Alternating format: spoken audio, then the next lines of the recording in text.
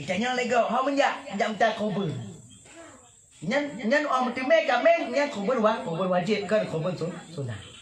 Nyan kubur wajib. Kah?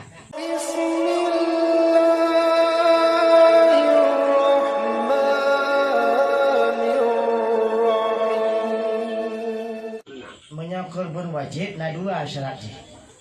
Yang pertama dinazarkan. Contoh nazarkan. Menyolon napeng tengok. Kan? Putih kurban tu. Dan berarti wajib di kurbannya. Yang pertama dinazarkan, yang kedua ditakyinkan. Mana ditakyinkan ditentukan. Tengok tak pelaga kameng tak pegah. Nyo kameng nyo. Kameng nyo. Kameng nyo kemang kurban. Yang artinya kameng wajib kurban. Walaupun Ada berapa kameng ni? karena kata takyinkan kata tentukan. Apabila di raya tengok, kan wajib kurban walaupun hantar kurban, pakai hantar kurban, dapat talungke. Kamu kurang. Pijut, dah pijutnya nanti ci hantar kurban yang pijut dah. Kau nak buat contoh kamu kagak ada yo. Kau boleh dengar video je cuy. Pijut dah. Api dah jangan. Hantar kurban karena terlalu kurus.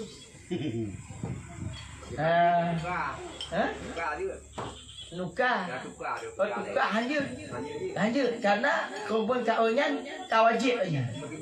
Banyak kurus. Tak tetap wajib nanti tak walaupun hantar hewan kurban.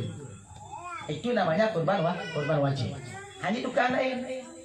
Tetap si pakan si karena ketika tanya nak kaoi maka yang kau wajib tanya.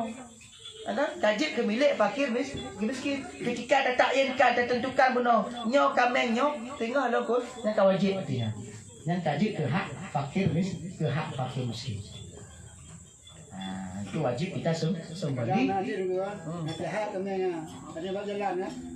Kita tepuk sampai mati. Mana bukan mak? Nanti juga nyata lagi. Mana?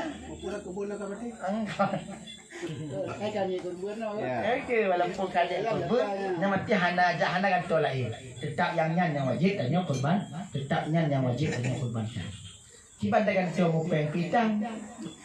Ya. Mati yang paling pegang, yang hana wajib dan tolak lain. Kaki mati mati. Berarti kajik ke korban. Korban mati. Korban lantar. Kali kurban, korban lantar. Saya nyon ko. Kan baik itu baca aja kita nyong tu nya. Hong ja minta kami untuk korban. Yang kait hidung. Kau wajib. Kau wajibnya. Makan wajib sudah kita takyinkan. Kata tentukan no. Mati tak bicara kan kau untuk korban. Kau wajib berarti. Tapi bukan hanya kami nyo benar. Kemang korban kau wajib berarti.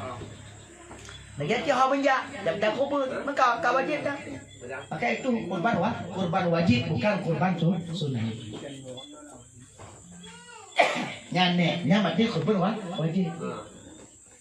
Itanya lego, hau benjak, jam tak korban. Nyan orang mesti mek kameng, nyan kurban wajib kan kurban sunnah. Nyan kurban wajib. Kah, berarti kesimpulan kurban wajib, yang pertama dinazarkan, yang kedua ditakyinkan. Ditakyinkan apabila tadi tak pegang langsung, mesti jadi yang lego. Ini ditakyinkan. Maka balai bawah turahnya, yang turah kurban wajib kita.